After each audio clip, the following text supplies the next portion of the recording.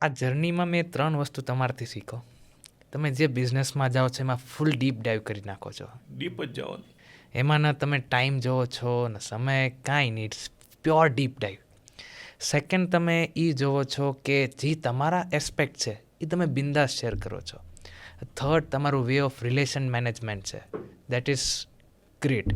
સો આ 3ના કારણે તમે જે બી ઇન્ડસ્ટ્રીમાં જાઓ છો ઇન્ડસ્ટ્રીના કિંગ ઉપર જ વિચાર કરો છો. યસ. 97થી સ્ટાર્ટિંગ, 98માં નંબર 1 બનવું, 99માં ઇન્ડિયાનો તો થયા, હવે તમે વર્લ્ડનું નંબર 1, હવે વર્લ્ડનું નંબર 1. હવે હું થોડુંક આગળ જાઉં તો 2000માં. સો DML કેમ ફાઉન્ડ થયું? DML છે ને, એમાં શું થયું કે 2000માં મેં ચાલુ કર્યું થોડું સ્ટાર્ટ, બહુ નોર્મલ થયું હતું. પણ 2001માં ચાઇના આવ્યું બાઇંગમાં સીસમ સીડનું. પહેલી વાર ચાઇના ઇન્ડિયાથી લઈ ગયું, એ કોઈને ખબર નથી. અને ત્યારે મને 2000ની સાલમાં મેં ઇન્ટરનેશનલ બ્રોકરિંગ 99થી 2000ની સાલમાં કરીને માણસો રાખીને કરી હતી, હાયર માણસો રાખ્યા હતા. 2 છોકરા રાખ્યા હતા મેં, 2 ઇંગ્લિશ ને. રાતના 11 વાગ્યા સુધી હું ઓફિસે 18 કલાક કામ કરતો. મને ભૂખ જ ના લાગે, એમ કહું તો કહેવાય. પહેલાં ધંધાની જ ભૂખ એમ. એટલે આજે મારી હોબી તો ધંધો જ છે, પણ છોકરાઓ હવે કરે છે એટલે થોડુંક 5 વર્ષ એને સ્પેસ આપી તો એ વધારે શીખી ગયા ને સારું, એ બેસ્ટ. એટલે પોઈન્ટ ઇઝ ધેટ કે મારે કહેવાનો મતલબ એ થાય કે તમે કોઈ પણ કામ કરો ને, હાફૂસ કેરી જેમ ભાવે ને એમ સ્વીટથી જ કામ કરવું, તો જ તમે ડીપ જાઓ, તો જ આગળ વધી શકશો. સુપર. બિઝનેસ એવી ચીજ છે કે નોલેજ એટલું બધું મળે તમને, એ નોલેજ જ પછી 60 વર્ષ પછી કોકને શેર કરો, તમને ફાયદો થશે, એ સમાજની જરૂરિયાત છે. એક્ઝેક્ટલી. DML નામ કેમ પડ્યું? DML એટલે મારી દીકરીનું નામ છે. ડીએરે અમારે લેણું છે. હું જ્યોતિષને બહુ માનતો નહોતો, પણ જ્યારે સેટ યાર્ડમાં અમે ભાગીદારી છૂટી કરી ને પટેલ લાયરે, ત્યારે મારા કાકાજી સસરા હતા ને એ મને પ્રહલાદ પ્લોટમાં જોવા લઈ ગયા હતા કે તમારે ડીએરે લેણું છે. મગજમાં ખબર નહીં ઘૂસી ગયું, એટલે મેં કીધું ડી નામ રાખવું જરૂરી છે. એમાં મારી ડોલી દીકરી ઉપર જ નામ રાખવું, ને લકી છે ડોલીનો જન્મ થયા પછી જ ગ્રોથ થયો. એટલે મેં કીધું ડોલીના નામે ડી રાખીએ, એટલે ડી થઈ ગયું. મીનાએ અમારે લકી છે, મારી વાઈફ છે, એટલે એને હું એમ લખ્યું. એટલે એને સારું લાગે, આમ ફેમિલીને મજા આવે કે ભાઈ અમને ઇન્વોલ્વ કર્યા છે. અને લાખાણી એટલે અમે ત્રણેય બાપ દીકરો, એટલે એલ. અને નેક્સ્ટ જનરેશન એઝ વેલ. ને એટલે અત્યારે એ તો દર્શનને હું સારું લગાડવા ઘણી વાર કહું તારું નામ રાખ્યું છે, પણ એકચ્યુઅલી ડોલીનું હતું. હરેક ઇન્ડસ્ટ્રીમાં જેમાં તમે જાઓ છો એમાં કાંઈક યુનિક લઈ આવો, એમાં એ ઇન્ડસ્ટ્રીમાં એકદમ ડીપ ડ્રાઈવ કરવું, એના પછી ઇનોવેશન બી લઈ આવું, અને તમને એ બી ખબર છે કે એન્ડ કસ્ટમરને શું જોઈએ. Yes, that what makes you change. Great. અત્યાર સુધી હું 2001થી 7ની જર્ની જોઈ. એવા કયા પેરામીટર યા જ્યાં તમને લાગ્યું બિઝનેસ સ્ટેગ્નન્ટ થયું ને એ ટર્ન અરાઉન્ડ કરવા માટે તમે કંઈ અલગ વિચાર્યું? એમાં એવું છે કે ઘણી વાર શું થાય છે કે હવે અત્યારની વાત કરીએ ને જનરલ ટોક, તો ગ્લોબલ માર્કેટ થઈ ગયું. અત્યારે શું થાય કે એગ્રો કોમોડિટી એક ટાઈમ શું હતું કે 3 કે 4 કન્ટ્રી સપ્લાયર હતી, પહેલાં 5 કન્ટ્રી હતી. અત્યારે તો આખી ગ્લોબલ થઈ ગયું. બ્રાઝિલ એ સપ્લાયર છે, ને આર્જેન્ટિના એ સપ્લાયર છે, ને ચાઇના એ ઘણી વાર મોટો ક્રોપ થાય. એટલે ડિપેન્ડ્સ હવે ક્રોપ ઉપર થઈ ગયો આખો એગ્રો કોમોડિટી ટ્રેડ. એટલે શું થાય કે તમારે આખું ગ્લોબલ માર્કેટને ધ્યાન રાખવું પડે, એટલે તમારે સ્વિચ ઓફ કરવી પડે પ્રોડક્ટ.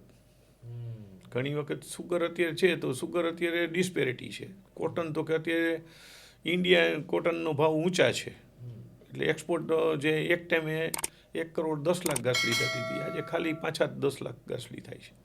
એ ખાલી ઓર્ગેનિક થાય છે. તો એ બિઝનેસ જ બગડી ગયો, કારણ કે નંબર ઓફ લોકો કરવાવાળા છે.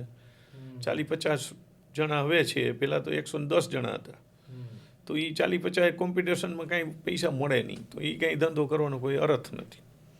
એટલે સ્વિચ ઓફ કર્યા જતા હોય પ્રોડક્ટને, બીજું કાંઈ છે નહીં, because of global crop.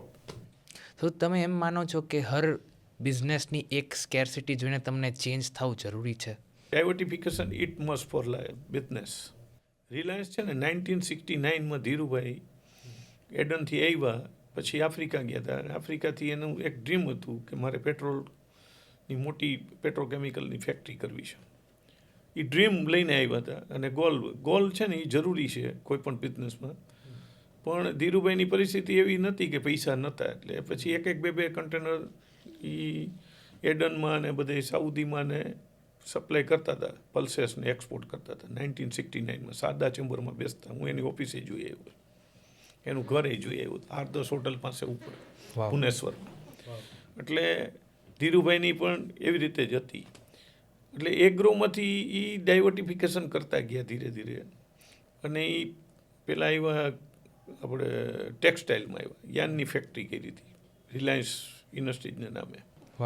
Dhirubhai આગળ જે કન્સલ્ટન્ટો હતા, હું એના ઓળખું છું, એક ML ભક્તા કરીને સાહેબ હતા, કોંગો એડવોકેટ છે. એ મારી એનો કોન્ટેક્ટ થયો 2005માં મારે. એટલે મારે એક 42 લાખ રૂપિયા મારા હોંગકોંગમાં ડૂબી ગયા હતા, અને DA દેવાઈ ગયું હતું, નેચીનો પૈસા નહોતો દેતો. એટલે હું ભક્તા સાહેબને કન્સર્ન કર્યા હતા. પછી ભક્તા સાહેબ મને મળ્યા, એને આખી ફાઇલ મળી 8 દી પછી મને ટાઈમ આપ્યો હતો.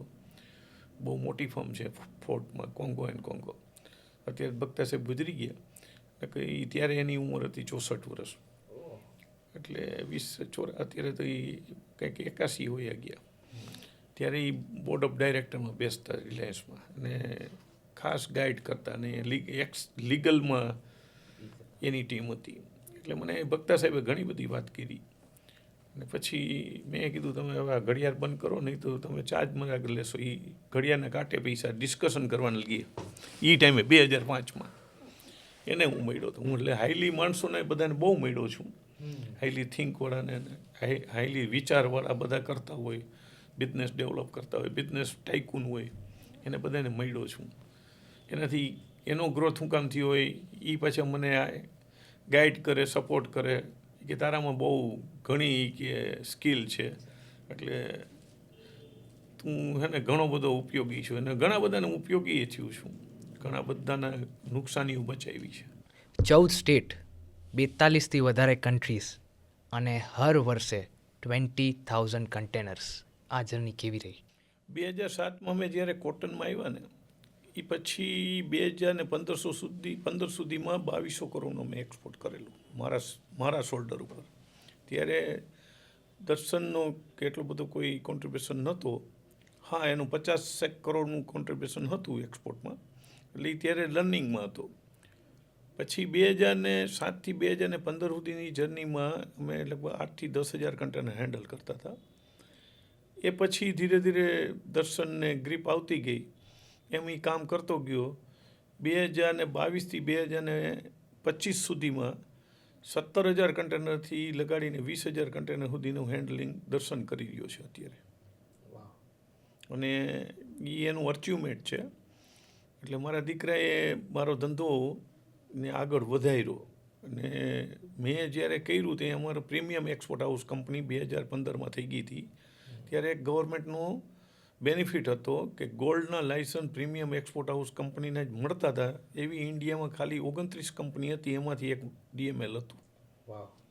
એમાં રિલાયન્સે આવી ગયું, અદાણી આવી ગયું, MMTC આવી ગઈ, ગવર્મેન્ટની 2 કંપની આવી ગઈ. એમ કરીને 29 કંપની ઇન ઇન્ડિયા હતી પ્રીમિયમ એક્સપોર્ટ હાઉસ કંપની. એમાંથી એક DML હતું 2015માં. રાષ્ટ્રપતિનો એવોર્ડ મળ્યો, એ અચીવમેન્ટ કેવું રહ્યું તમારા માટે? મને તો એક્સાઇટિંગ બહુ થતું હતું કે ભાઈ બેસ્ટ. એટલે હું ને દર્શન બે ગયા હતા, અને મારી મિસિસ 3 જ જણા ગયા હતા અમે એવોર્ડ લેવા. ત્યારે એ એવોર્ડમાં અમે લગભગ 24 જણા હતા ઇન્ડિયામાંથી. એમાંથી અમે એક હતા. બધાના પોતાના બીજાના ફિલ્ડમાં હતા. કોઈ કેમિકલમાં હતા, કોઈ ટેક્સટાઇલમાં હતા, કોઈ એન્જિનિયરિંગ ગુડ્સમાં હતા. બધા એક્સપોર્ટરોને જ એવોર્ડ આપ્યા હતા. એવા 24 એક્સપોર્ટર અલગ અલગ, કોઈ ટીના હતા, કોઈ કોફીમાં હતા. તો બધાને અલગ સ્પેશિયલાઇઝ એવોર્ડ મળ્યા હતા. એમાંથી અમને એગ્રો કોમોડિટીમાં એવોર્ડ મળ્યો હતો. વાવ! એ કયા વર્ષે મળ્યો હતો? 2015. 2001માં એક કંપની સ્ટાર્ટ થઈ છે, 2006-07માં એક હાઈટે પહોંચે છે, અને 15માં પ્રેસિડેન્ટ ઓફ ઇન્ડિયા તમને એવોર્ડ આપે છે. How it feels? કેવું ફીલ થાય છે? એકદમ એક્સાઇટિંગ હતું, એકદમ. અમે પછી 5 સ્ટાર હોટલમાં જમવા ગયા હતા અમે ત્રણેય. પછી એનું સેલિબ્રેટ અમે ન કર્યું, કેમ કે અમારે બહુ પબ્લિસિટી નથી. અમે લો પ્રોફાઇલ વધારે હતા, હજી લો પ્રોફાઇલ જ છીએ. આ તો ખાલી અત્યારે થોડુંક સોશિયલમાં એક્ટિવ થયો એટલે લોકો મને જાજા બધા ઓળખતા થઈ ગયા. પણ મને તો બહુ કાંઈ પ્રસિદ્ધિ ગમતી નથી, એટલે અમે તો લો પ્રોફાઇલથી ને એકદમ યુનિક જઈએ છીએ જીવન જીવન. વચ્ચે બિઝનેસમાં ઉતાર ચઢાવ બહુ આવે, અગર કયું એક ડિસિઝન રોંગ થાય એનાથી કેમ તમે કમબેક કરો છો? એવું થાય ઘણી વખત કે ભૂલ થાય, પણ એ ભૂલને ધ્યાનમાં પાછી લેવી જોઈએ પોઝિટિવલી. જો એને આપણે જોયા રાખીએ ને ઈગોથી જોઈએ કે જીદથી કોઈ પણ કામ કરીએ તો લોસ જ થાય. એટલે ચેક તો કર્યા રાખવું પડે, કંપનીમાં કંઈ ભૂલ તો નથી થતી ને, એટલે એના ઉપર હોંચ રાખવી પડે. 42 કન્ટ્રીઝથી તમારી નવી સ્ટ્રેટેજી આવી, જેમાં કન્ટ્રીઝ તો તમે ઓછી કરી પર કન્ટેનર હર વખતે વધતા રહ્યા, એની શું માઇન્ડસેટ હતું? એની પાછળના કારણ એક જ છે. પહેલાં અમે સીસમ સીડ, સ્પાઇસીસ અને ઓઇલ સીડ, એટલે ઓઇલ સીડ અને સ્પાઇસીસનું કામ કરતા. તો એ છે ને નાનો વેપાર છે, 2 કન્ટેનર બાયરો લેતા હોય છે, એક બે કન્ટેનરનો ઓર્ડર આવતા હોય. પછી સીસમ સીડની પરિસ્થિતિ એવી થઈ કે એમાં કોમ્પિટિશન બહુ વધતી ગઈ. બીજી ઇન્ટરનેશનલ ગ્લોબલમાં ક્રોપ થતા જાય, આફ્રિકામાં બ્રાઝિલમાં ક્રોપ વધ્યા સીસમ સીડના, એટલે વોલ્યુમ ઘટ્યું.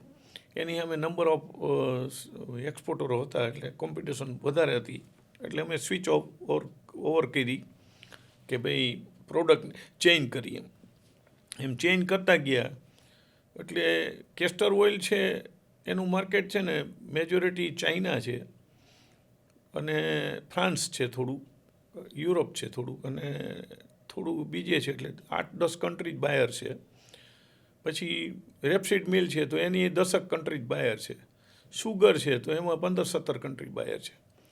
તો 18-20 કન્ટ્રી, 15-20 કન્ટ્રીની વચ્ચે અમે ક્યાંક કામ કરી રહ્યા છીએ અત્યારે. પણ એની અમે વોલ્યુમ થયું કે અમને 500 ટન, 1000 ટન એવી રીતે મોટા સોદા આવે. પહેલાં 2 કન્ટેનર ઓર્ડર આવતા, એ 20 કન્ટેનર, 25 કન્ટેનર, 50 કન્ટેનર ઓર્ડર આવે. એટલે એના નંબર ઓફ કન્ટેનર વધ્યા, નંબર ઓફ ક્વોન્ટિટી વધી અને નંબર ઓફ કન્ટ્રી ઘટી. Because of number of country હતી એ 2 કન્ટેનરની હતી. Got it. સો તમારું આખું માઇન્ડસેટ એટલે ચેન્જ થયું કારણ કે તમે ક્વોન્ટિટી ઉપર ગયા. ક્વોન્ટિટી ઉપર that was the turn around. Volume based. Great. એ દોરાન વચ્ચે તમે સિસ્ટમમાં શું ધ્યાન રાખતા? આજે તમે છો રાજકોટમાં, પણ તમારા કન્ટેનર મુન્દ્રાથી જાય છે, મુંબઈથી જાય છે, ઘણા બધા પોર્ટ્સથી જાય છે, એનું તમે સિસ્ટમ મેનેજમેન્ટ કેમ કરતા? એની પાછળ અમારા આઈ હેવ સ્ટાફ બધાનો ત્યાં ક્લિરિકલ વર્કવાળા છે, પછી વેરહાઉસના ત્યાં બધે માલ ઉતરતા હોય. તો દાખલા તરીકે અમારા કંડલામાં અત્યારે ઓન વેરહાઉસ આપણે લીધેલા છે, તો ત્યાં 5 જણાનો સ્ટાફ છે. ગાડી ઉતરે એટલે સાંજે 6 વાગ્યા પછી ગાડી અમે ઉતારીએ નહીં, 7 વાગ્યા બધા કે 8 વાગે બધા ઈમેલ ઉપર રિપોર્ટ આવી જાય કે આટલી ગાડી ઉતરી છે, અનલોડ થઈ છે, ને આ ક્વોલિટી ચેકિંગ 24 કલાકમાં ક્વોલિટી ચેકિંગ થઈ જાય. એ સર્વેર ચેક કરે, એનો રિપોર્ટ આવે. પહેલે દિવસે ગાડી ઉતરે ને અમે 90% પેમેન્ટ તો ઇમિડિયેટ કરી દઈએ છીએ અને 10% પેમેન્ટ ક્વોલિટી એપ્રુવલ થાય પછી પેમેન્ટ કરીએ છીએ. અને પેરામીટરથી માલ વેચીએ છીએ અને પેરામીટરથી માલ લઈએ છીએ, એટલે થોડુંક ઇઝી ગોઈંગ થાય.